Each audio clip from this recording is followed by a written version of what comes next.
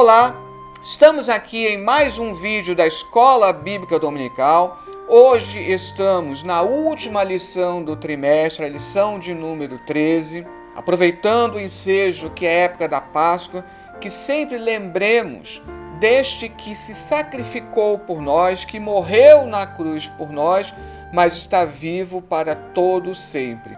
Essa é a essência da Páscoa. Não deixe de se inscrever no canal, deixe o seu like, deixe suas sugestões, comentários, tire suas dúvidas, coloque nos comentários aqui e não deixe de assistir o vídeo até o final. Estaremos então falando acerca da lição de número 13, que nos traz como título personagens bíblicos que salvaram suas famílias. Texto áureo. Depois disse o Senhor a Noé: entra tu e toda a tua casa na arca, porque te hei visto justo diante de mim nesta geração. Verdade aplicada.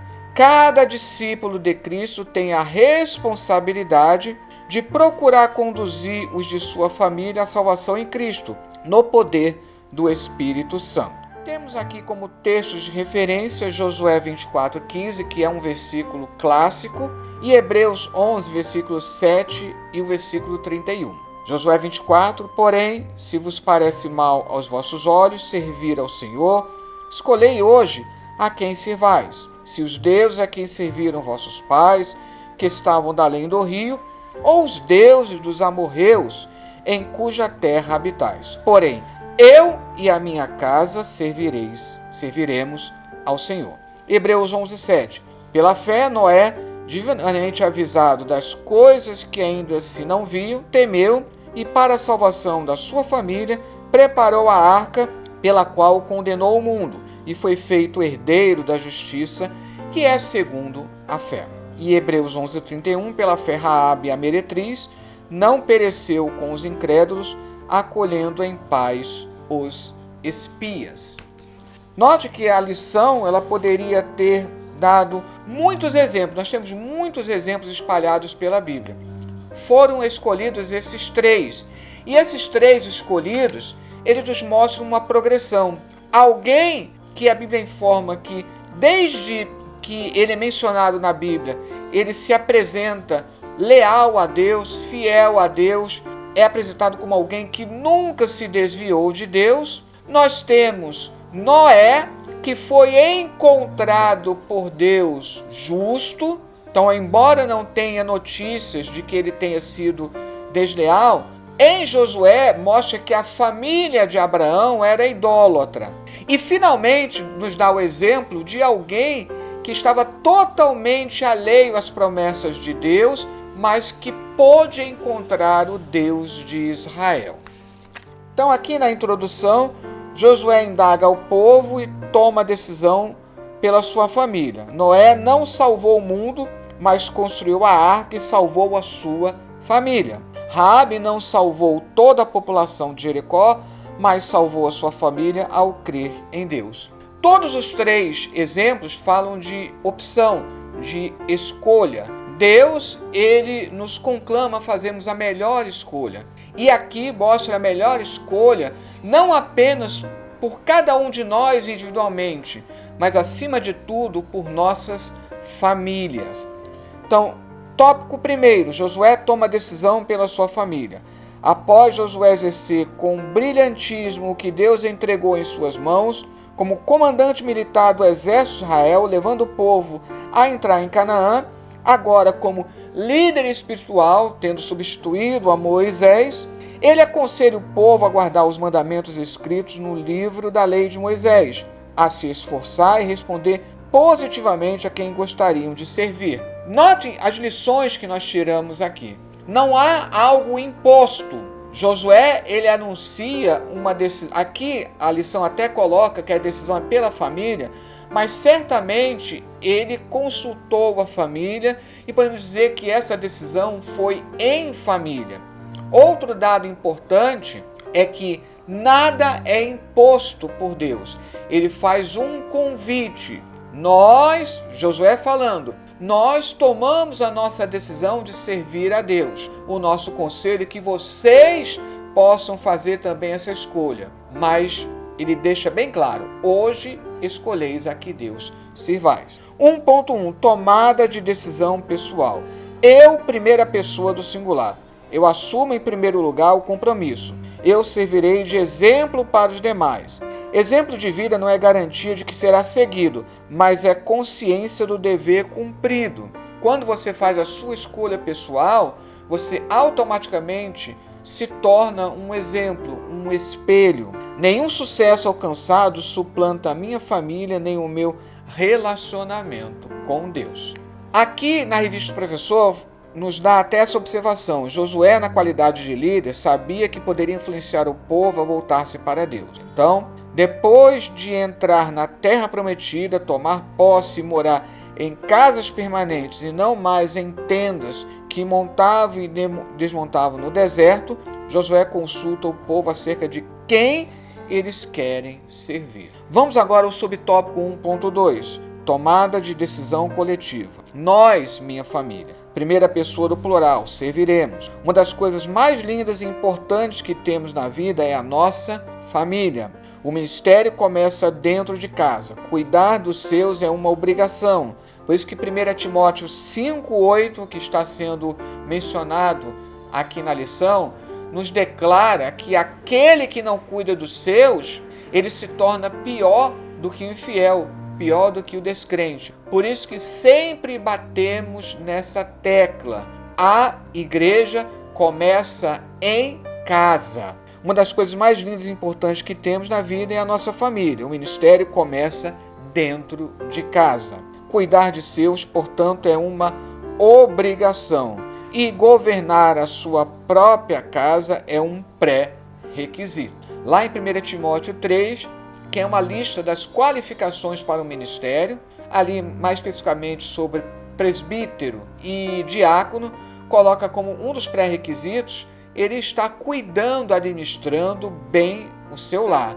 Porque diz, se não cuida bem do seu lar, como cuidará da casa de Deus? E aqui 1.3, tomada de decisão acertada. Serviremos ao Senhor, futuro do presente. Quando um líder espiritual toma uma decisão acertada, o povo se alegra e Deus vence as batalhas por nós. A declaração exerceu grande efeito, influenciou, deu consistência e impactou as pessoas ao redor.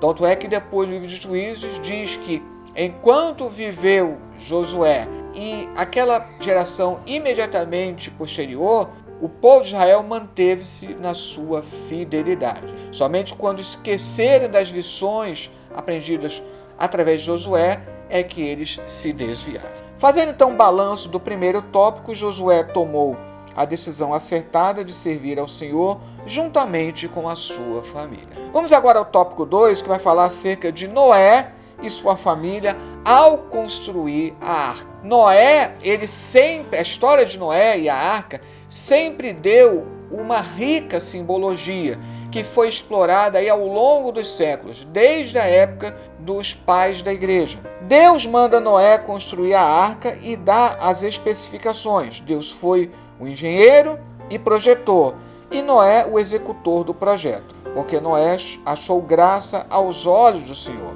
Noé era um homem justo e íntegro em suas gerações e andava com Deus. Noé fez tudo conforme Deus lhe ordenou. O Senhor continua querendo colocar o seu povo na arca e fechar a porta por fora.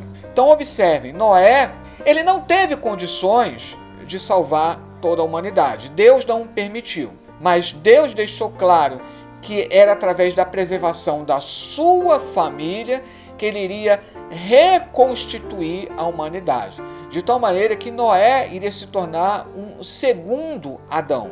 2.1 Simbolismo da família na arca. A arca de Noé simboliza renovação, restauração, proteção divina, abrigo seguro, refúgio de salvação, símbolo da aliança e presença de Deus junto do povo escolhido e símbolo da igreja. Então, enquanto fora da arca o mundo perecia, dentro da arca aquela família estava protegida. A arca representando a igreja, vamos lembrar que não está falando aqui da igreja institucional ou da construção física, mas está falando da igreja como o corpo de Cristo, como a reunião daqueles que são salvos, daqueles que foram lavados e remidos no sangue do Cordeiro. Subtópico 2.2. Os desafios de colocar toda a família na arca. As dificuldades enfrentadas por nós. Os filhos crescem, casam e tomam os seus caminhos. Agora é joelhos dobrados, jejum e exemplo de vida. Exemplo de vida que nem sempre será seguido, mas é o nosso dever. Um filho pode sair da arca por um tempo, exemplo do filho pródigo, mas se for ensinado, vai cair em si e voltar. Temos que lembrar, da mesma maneira que Josué, ele lançou o desafio a todo o povo de fazer a sua decisão, da mesma forma, os nossos filhos também são intimados, eles são conclamados a também fazer a sua decisão. Não temos a certeza, nós não temos a garantia de que eles tomarão a decisão certa, até porque eles constituem em individualidades, em personalidades distintas. Alguns até brincam dizendo: quem dera que nós abríssemos a cabeça de nossos filhos e colocasse tudo o que é certo ali. Mas eles vão fazer a sua decisão. Deus concedeu a todos o livre-arbítrio para que cada um tomasse a sua própria decisão. Mas nós temos que fazer a nossa parte ensinando a criança, o nosso filho, no caminho em que deve andar. 2.3. As famílias enfrentam um dilúvio em pleno século XXI.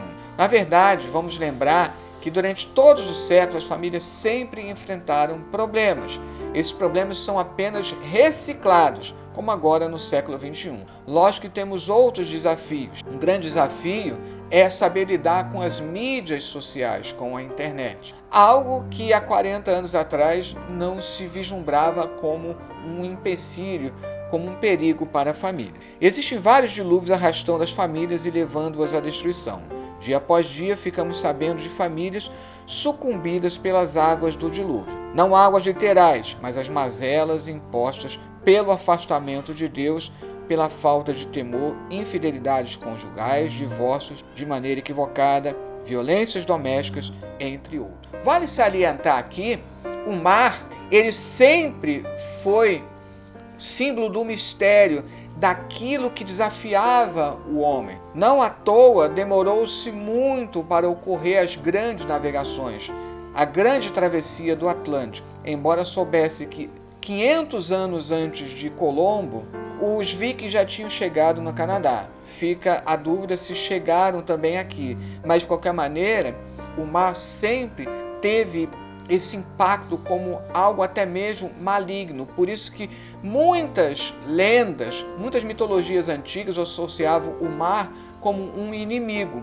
E é por isso que lá em Apocalipse, quando diz, depois do fim de todas as coisas, que o mar não mais existe, não está preocupado tanto com o mar literal, mas a simbologia do mar enquanto sinalizando para o mal. Então, as águas turbulentas, as águas que querem afogar, elas não vão atingir nossas famílias quando nós estamos aos pés do altar e orando por elas. Isso é o que diz lá em Isaías: quando passares pelas águas, elas não te afogarão.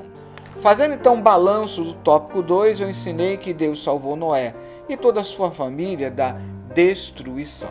Agora vamos para o tópico 3, que fala sobre Raabe. Ao contrário de Josué e Noé, nós temos muita pouca informação acerca de Raabe. Vale a pena dizer aqui que filmes e novelas que exploram essa figura acabam tendo que completar com muitas informações extra-bíblicas e até mesmo inventadas, já que o próprio texto bíblico nos fala muito pouco, mas o pouco que se fala sobre Raabe mostra que ela é um exemplo de fé de alguém que anteriormente não conhecia o Deus de Israel, mas que foi alcançada por esse Deus, mesmo sendo uma estrangeira, mesmo sendo uma prostituta. Então ela mudou de vida, ela abandonou sua velha vida e abraçou uma nova vida em Cristo Jesus. Ou, mais especificamente, na época do Antigo Testamento, a nova vida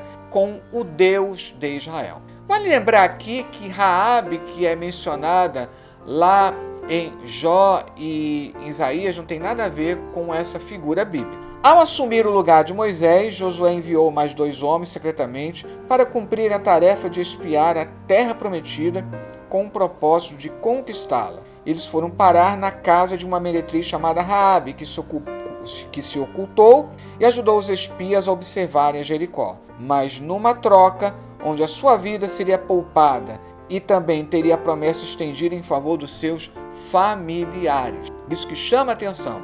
Ela conseguiu estender as bênçãos para a sua família. Lembra muito aquela passagem de Atos dos Apóstolos em que aquele carcereiro, pela sua decisão pessoal, através da promessa de Paulo, ele também pôde salvar a sua família. 3.1. O juramento dos espias precisava de um sinal. Raabe pede um sinal certo aos espias. Precisamos deixar claro que as condições sugeridas por ela era vida por vida. A vida deles respondia pela vida dela e de seus familiares. Então os espias disseram para Raabe que ela deveria colocar um cordão de fio de escarlata à janela por onde os fizesse descer e colocar todos os seus familiares dentro da casa. Então esse fio de escarlate, ele lembra o sangue do cordeiro que era colocado na porta de todos aqueles que deveriam ser salvos da última praga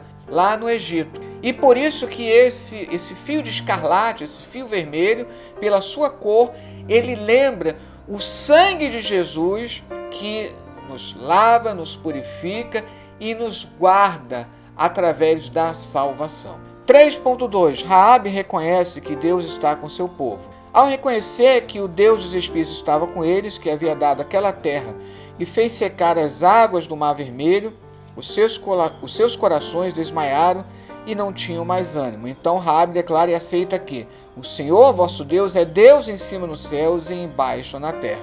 Raabe faz uma declaração de fé. Diga-se de passagem, uma declaração de fé que deveria ter sido encontrada na boca de muitos israelitas e, por que não dizer, que deve ser encontrada na boca de muitos hoje. Às vezes nós temos anos de igreja e não temos a coragem de fazer essa declaração que Raabe, que era estranha, fez. Às vezes um novo convertido, mesmo vindo de um passado não muito sugestivo, faz uma declaração muito mais importante do que muitos crentes. Isso é uma lição importante. Raabe entendeu as explicações dos espias e fez a opção pelo lado certo da preservação dos homens de Deus e, consequentemente, da sua família. 3.3. As nossas escolhas determinarão o nosso futuro. Isso aqui é muito importante. Tem